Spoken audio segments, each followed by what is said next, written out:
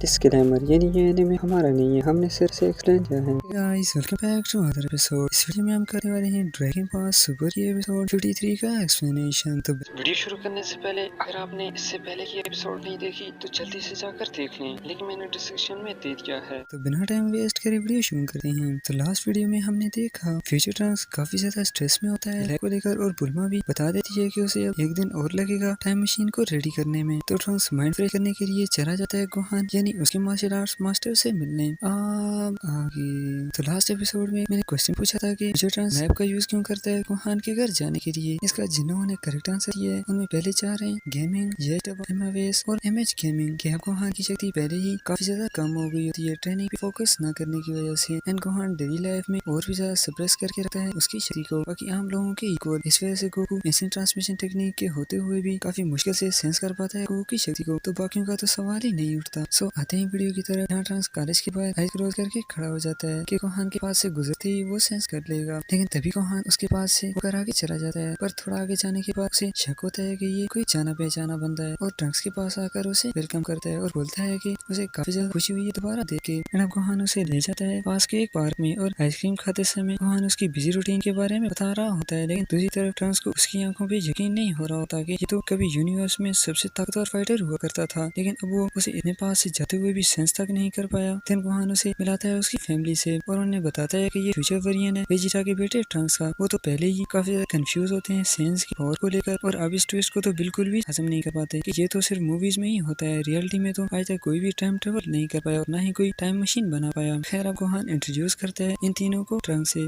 Pen कुछ इस अंदाज से हाई करती है ट्रंक्स को, देन हवा में उड़के तंग करने लगती है उन सभी को। ट्रंक्स पेन को इतना छोटा होने के बावजूद उड़ते हुए मन में बोलता है अब तो ये कंफर्म हो गया कि ये गोहान की ही बेटी है। एंड अब गोहान सैमैन बन जाता है और उसका फेवरेट डायलॉग बोल के पीछे उड़ने लगता है पेन के, जैसे कि पेन को उसने रोकना हो अर्थ को डिस्ट्रॉय करने से बचाने के लिए। जबकि ट्रंक्स पूरी तरह से कंफ्यूज होता है कि यहाँ आखिर चल क्या रहा है। वो जिसे सबसे पावरफुल फाइटर समझ रहा था वो अब रियल थ्रेट्स को भूल के खेल रहा है छोटे बच्चों के साथ। Really confusing. और अब विडल और गोहान उसे डिनर तक रुकने को बोलते हैं उनके घर पर ही। ट्रंक्स पहले तो मना करता है, लेकिन दोनों के फोर्स करने पे मान जाता है डिनर तक रुकने को। देन सीन चेंज हो जाता है जिसमें विडल खाना बनाने चली जाती है। गोहान कुछ देर के लिए लाइब्रेरी में चला जाता है रिसर्च के लिए, जबकि मिस्टर सेटन, पेन और ट्रंक्स टीवी रूम में चले जाते हैं जहाँ वो उसके शोज दिखा रहा होता है। तभी ट्रंक्स मन में बोलता है मेरी टाइमलाइन में लोग सर्वाइवल की जंग लड़ रहे हैं और मैं यहाँ खेल रहा हूँ, मुझे ये सब छोड़कर ट्रेनिंग पे फोकस करना चाहिए। तभी विडल सेटन से बोलती है कि उसे किचन में थोड़ी सी हेल्प चाहिए उनकी। तो मिस्टर सेटन पेन और टीवी रिमोट ट्रंक्स को देकर चला जाता है विडल के साथ। ट्रंक्स बताने की कोशिश करता है कि उसे बिल्कुल भी एक्सपीरियंस नहीं है बेबीज के साथ रहने का, लेकिन तब तक वो जा चुके होते हैं वहाँ से। तो पेन ट्रंक्स के साथ खेलने लगती है और ट्रंक्स रोकने की कोशिश करता है, लेकिन पेन पांच और एक किक करके खुद को आजाद कर देती है और ट्रंक्स के बाल खींचने लगती है। ट्रंक्स का बिल्कुल भी एक्सपीरियंस नहीं होता छोटे बच्चों के साथ खेलने का, तो वो काफी ज्यादा परेशान हो जाता है पेन को लेकर। जबकि इस तरह गोहान टास्क पूरा करके रूम में आ जाता है और काफी ज्यादा चौंक जाता है पेन के अगेंस्ट ट्रंक्स को स्ट्रगल करते थे, और रूम में भी कुछ ऐसा हाल बना दिया होता है इन दोनों ने। एंड अब पेन स्वॉर्ड खींचने की पूरी कोशिश कर रही होती है ट्रंक्स से, जबकि ट्रंक्स कुछ ऐसे एक्सप्रेशंस के साथ बोलता है हे कम ऑन पेन बस भी करो, स्वॉर्ड बच्चों के लिए नहीं होती।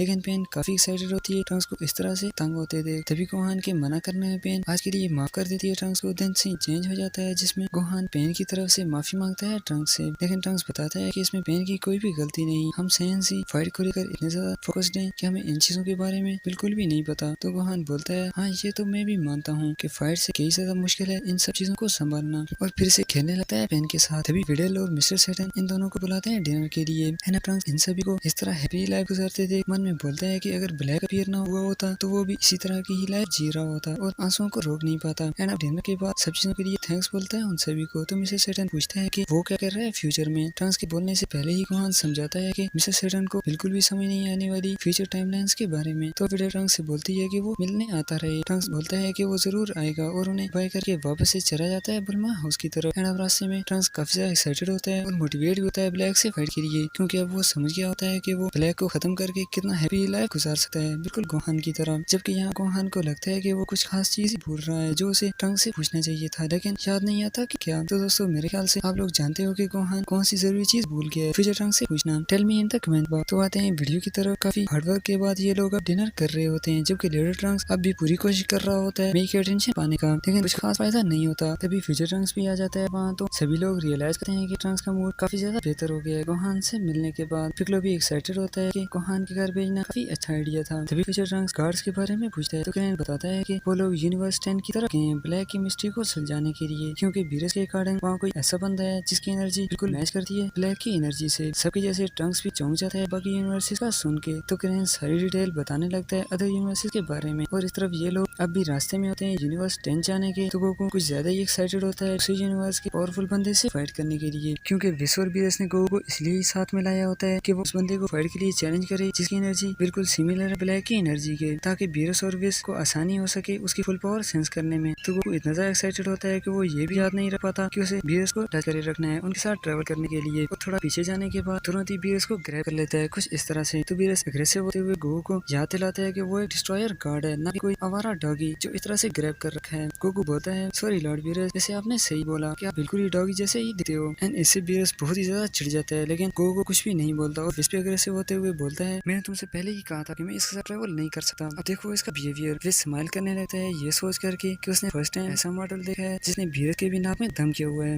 एंड अब गोकू पूछता है बीरस से कि यूनिवर्स 10 में वो कौन सा बंदा है जिसकी एनर्जी बिल्कुल ब्लैक के सिमिलर है। बीरस गोकू को सब्र रखने को बोलता है कि वहाँ जाते ही सब कुछ पता चल जाएगा। एंड कुछ समय चुप रहने के बाद गोकू फिर से बोलता है कि वो और ज्यादा सहन नहीं कर पा रहा, उसे जल्दी से बताना ही होगा कि वो आखिर है कौन। तो बीरस विश से बोलता है सब कुछ बताने को। विश बताता है कि वो एक काय है यूनिवर्स 10 का जिसका नाम ज़ामासु है। पहले उसे किकाई की ड्यूटी के लिए रैंक किया गया था, लेकिन उसकी अल्टीमेट मार्शल टेक्निक्स को देखते हुए सुप्रीम काय ने उसे अपना स्टूडेंट बना लिया ताकि फ्यूचर में वो सुप्रीम काय की प्लेस को संभाल पाए। गोकू ये सुनकर बहुत ही ज्यादा एक्साइटेड होता है कि उसके पास अल्टीमेट मार्शल टेक्निक्स हैं और ये भूल जाता है कि वो फिर से परेशान कर रहा है बीरस को। तो बीरस फिर से काफी ज्यादा एग्रेसिव हो जाता है गोकू के इस तरह से पीछे से चिपकने पे और बताता है कि मैं एक डिस्ट्रॉयर गार्ड हूँ, मेरे से दूर रहना ही बेहतर होगा। गोकू हंसते हुए बोलता है सॉरी बीरस, लेकिन अगर तुम गार्ड हो तो क्या मैं हक भी नहीं कर सकता। बीरस जवाब में बोलता है तुम जैसा मॉडल तो बिल्कुल भी नहीं, और अगर दोबारा मेरे इतने पास आने की कोशिश की तो मैं एक ही झटके में डिस्ट्रॉय कर दूंगा। गोकू भी पीछे नहीं हटता और बोलता है लेकिन मुझे नहीं लगता है कि आपको इस वक्त मुझे डिस्ट्रॉय करना चाहिए, नहीं तो ज़ेनो का टूर्नामेंट कैसे होगा। एंड अब ये सब कुछ बीरस की बर्दाश्त से बाहर होने लगता है, तो वो गोकू को कुछ भी नहीं बोलता और जिस पे फिर से एग्रेसिव हो जाता है और बोलता है कि अब मैं इस बच्चे को बहुत ज्यादा सहन नहीं कर सकता, वापस चलो। लेकिन विश बताता है कि वो पहुंचने ही वाले हैं यूनिवर्स 10 में। एंड अब यूनिवर्स 10 में इंट्रोड्यूस होते हैं दो नए कैरेक्टर, गवासु जो कि सुप्रीम काय होता है और उसका एक स्टूडेंट ज़ामासु। गवासु बहुत ही काइंड हार्टेड और सारी क्रिएशन की रिस्पेक्ट करने वाला होता है और ज़ामासु उसका एग्जैक्टली अपोजिट होता है जिसे सारे मॉडल से बहुत ही ज्यादा नफरत होती है। ज़ामासु को लगता है कि पूरी यूनिवर्स को पीसफुल बनाने के लिए सारे मॉडल्स को खत्म करना बहुत ही ज्यादा जरूरी है। और ये बात गवासु तब रियलाइज करता है जब ज़ामासु एक दिन पूछता है गवासु से कि वो उन मॉडल्स की रक्षा क्यों कर रहे हैं जो ठीक होने के बाद फिर से बुरे काम करने लगते हैं और आपस में वायलेंस करते रहते हैं। तो गवासु समझाता है कि उनका काम सिर्फ उनकी रक्षा करना है, ये डिस्ट्रॉयर की ड्यूटी है कि जिस प्लैनेट पे सभी लोग वायलेंस कर रहे हो उसे डिस्ट्रॉय कर दे। लेकिन ज़ामासु इस सबसे सहमत नहीं होता क्योंकि वो खुद ही सभी को खत्म करना चाहता है। एंड तभी वहाँ पहुंच जाते हैं ये लोग जहाँ की ग्रेविटी काफी ज्यादा होती है अर्थ से, तो गोकू बेस फॉर्म में उसे हैंडल नहीं कर पाता और क्रैश लैंडिंग करता है लैंड पे। गवासु और ज़ामासु रिस्पेक्ट के साथ वेलकम करते हैं बीरस और विश को। अब उनके कुछ और बोलने से पहले ही गोकू फुल स्पीड पहुंच जाता है ज़ामासु के पास और बोलता है हे तुम वही बंदे हो ना जो इस यूनिवर्स में सबसे ज्यादा ताकतवर है। ज़ामासु कोई रिप्लाई नहीं करता और अग्रेसिव होते हुए मन में बोलता है इसकी हिम्मत भी कैसी हुई गाइस की पवित्र भूमि पे आने की। तभी विश और बीरस रियलाइज करते हैं कि ऐसा लगता है कि ज़ामासु ने तो फर्स्ट टाइम देखा है गोकू को, जबकि ब्लैक तो सब कुछ जानता था गोकू के बारे में। एंड अब विश गोकू को बोलता है कि वो थोड़ा रिस्पेक्ट के साथ खुद को इंट्रोड्यूस करे, तो वो कुछ ज्यादा ही रिस्पेक्ट के साथ खुद को इंट्रोड्यूस करता है जिसे देख के विश भी हंसने लगता है कि फाइट करने को मनाने के लिए कितनी रिस्पेक्ट दे रहा है उसे।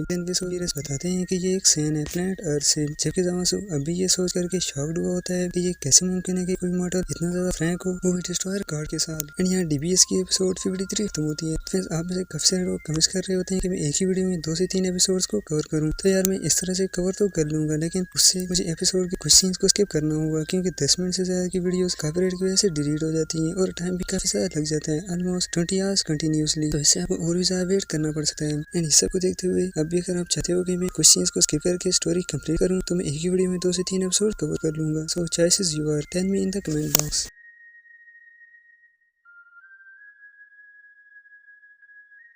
कैसी लगी कमेंट्स में जरूर बताना, लाइक शेयर और चैनल को सब्सक्राइब करना भी मत भूलिएगा क्योंकि इससे जब भी मैं न्यू वीडियो डालूंगा आपको नोटिफिकेशन मिल जाएगा। मिलते हैं नेक्स्ट वीडियो में, तब तक के लिए टेक केयर।